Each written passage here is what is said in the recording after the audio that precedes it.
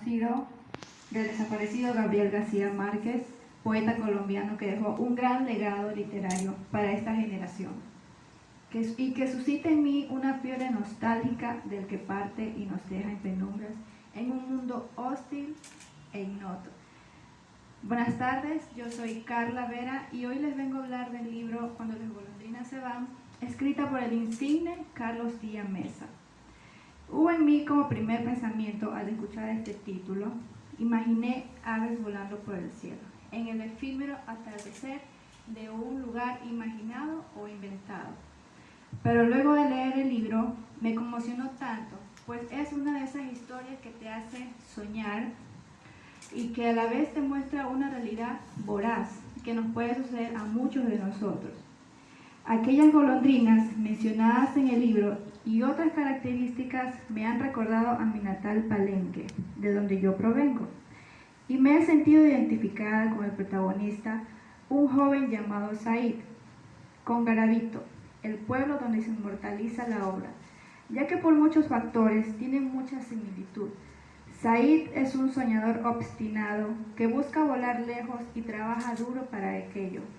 Garavito, un pueblo que después de muchos sucesos se sume a una desolación total, al principio por la negligencia de sus pobladores y al final por los designios de la naturaleza.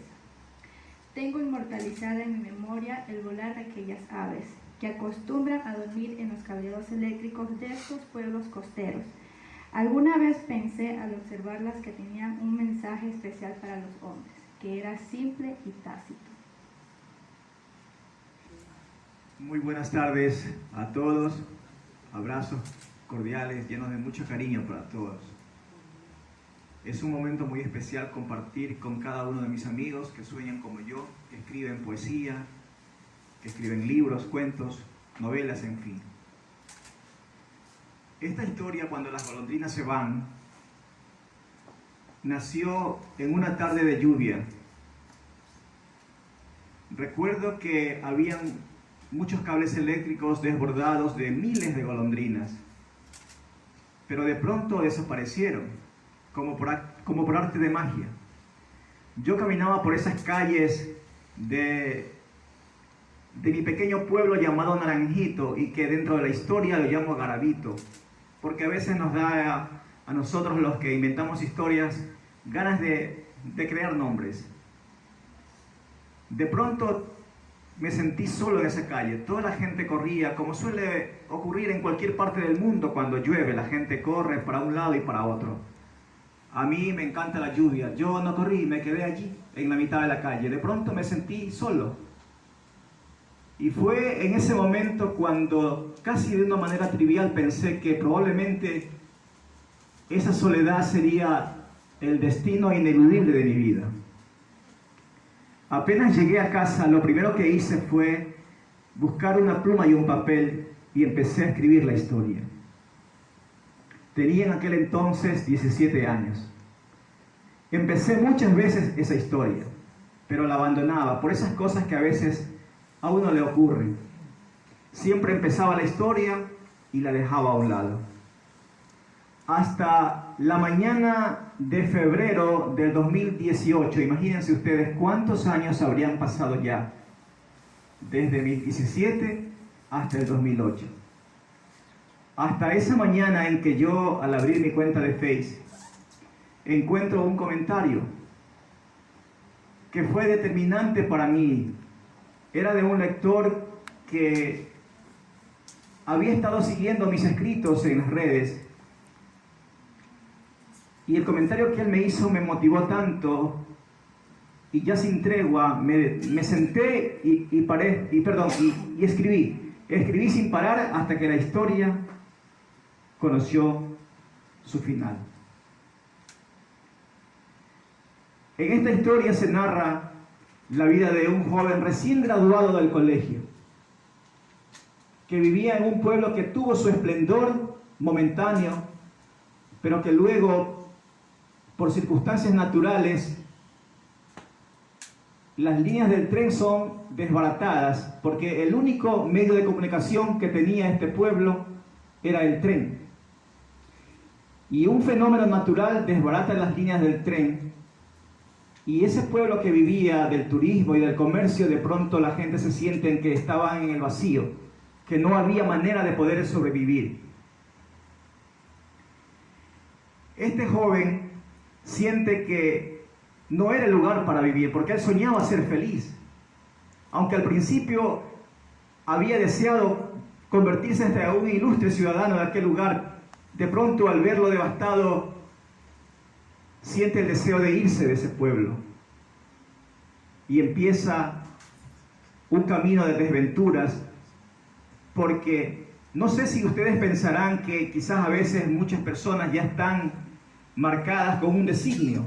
Bueno, allá las personas que piensen aquello, yo lo dejo allí para reflexionar individualmente. Pero este personaje, absolutamente todo lo que emprende para reunir dinero y poder viajar a una ciudad fantástica, porque él soñaba con ciudades maravillosas, absolutamente todos los proyectos que él planifica, todos realmente fracasan. Hasta el último instante en que, después de haber trabajado hasta como celador de pantanos, porque dentro de la historia hay un escenario donde un hombre muy excéntrico cría lagartos y serpientes, y él se ofrece a trabajar como celador del pantano, alimentando a estos animales. Después de trabajar hasta en eso, hay un instante dentro de la historia que hay muchas muertes en este lugar. Y él ve en esas muertes la oportunidad, conociendo que en ese sitio no se vendían cajas para muertos. Él se imagina que fabricando esas cajas lograría conseguir el dinero para comprar el pasaje y volar a la ciudad fantástica. Y empieza a fabricar sus cajas de muertos, sin darse cuenta que realmente aquellas muertes habían correspondido a un ajuste de cuentas entre pandillas que comercializaban drogas en este lugar, porque es un lugar totalmente lleno de muchas complejidades, de muchos problemas sociales. Y cuando termina de construir sus cajas para muertos, se da cuenta que aquellas muertes violentas ya no continuaban, que ya a la cuenta nadie moría en el pueblo. Este personaje, este joven, vivía con su mamá, una madre soltera, y con su abuela. Y al ver que no podía vender ni una caja de muertos, empieza algo trágico en su vida. La que se muere de su mami, luego a su abuela, porque dentro de la historia también hay mucha fantasía. Su abuela es visitada por fantasma y el fantasma se la lleva a la abuela. Finalmente, después de encontrarse tan lleno de desventuras, rechaza hasta sus mejores amigos, empieza a sentir una especie como de quererse sentir tan solo, y rechaza hasta sus mejores amigos que habían intentado reclamar ante las autoridades públicas para que sean reparadas las líneas del tren, y lo invitan para que él participe, pero él decide no participar. Rechaza hasta el amor. Cuando ya realmente se encuentra tan solo, la gente pensaba hasta que incluso no le gustaban las mujeres, pero no era así. Él tenía en la mente solamente vivir en una ciudad mejor, porque no le gustaba la ciudad donde vivía. Finalmente, una mañana se da cuenta que algo le faltaba en la vida y se encuentra escribiendo, como Carlos, a veces tú sabes. Yo no sé también si es que en los momentos más tristes o más alegres es cuando aflora nuestro deseo por escribir. Pero ahí se encuentra en ese momento con el deseo de escribir y escribe poemas. De pronto le llega la iniciativa de que quizás a través de esos poemas podría conocer un poco de fama o un poco de dinero, porque el sueño de viajar a una ciudad fantástica no termina allí.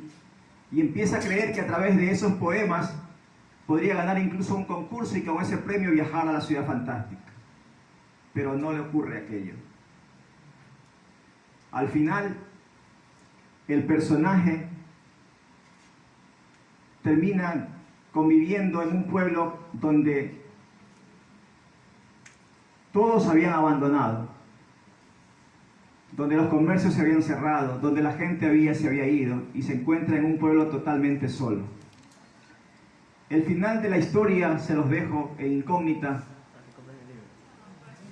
pero realmente el desenlace es muy conmovedor.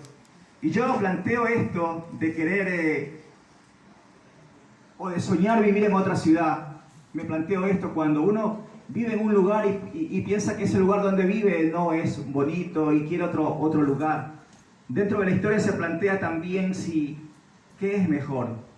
Si vivimos en un lugar donde falta mucho, ¿qué es mejor? ¿Quedarnos a luchar contra esas adversidades o hacerlo más fácil? Buscar otro lugar donde aparentemente las condiciones sean más favorables. Todo eso se plantea dentro de la obra. Y como les dije, les dejo la incógnita, pero el desenlace de Esaí realmente es muy conmovedor. Y gracias, Carla, por el mensaje que me enviaste después de leer la obra. Te gustó muchísimo y me hiciste soñar con las ganas de no parar de escribir. Y realmente he tenido muchos elogios sobre la obra, gracias a los que me han comprado ya. Y a ustedes gracias por escucharme, y pongo a disposición este libro que lo hice con mucho cariño y que recoge muchas historias de ese pueblo llamado Naranjito, y que aquí tengo una inmensa alegría de encontrarme justamente con un amigo que, aunque él no lo sabía, justamente en ese tiempo, Ángel, yo concebí esa historia. Cuando éramos muchachos, cuando trabajábamos en bananeras y soñábamos vivir en una ciudad distinta. Allí en ese momento soñé escribir esa historia y me sentí enormemente feliz cuando vi por la puerta aparecer a Ángel. Gracias a Ángel por estar aquí y gracias a todos. Muchísimas gracias.